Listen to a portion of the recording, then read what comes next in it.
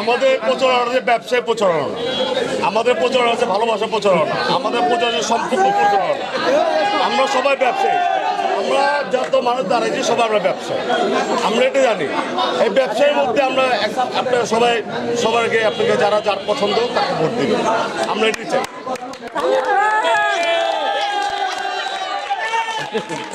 আসলে আমরা সবাই একটি পরিবারের সদস্য বিপিটিএম এর। আমরা দিন শেষে সবাই সবার বন্ধু, সবাই সবার ভালো একজন ব্যবসায়ী পার্টনার।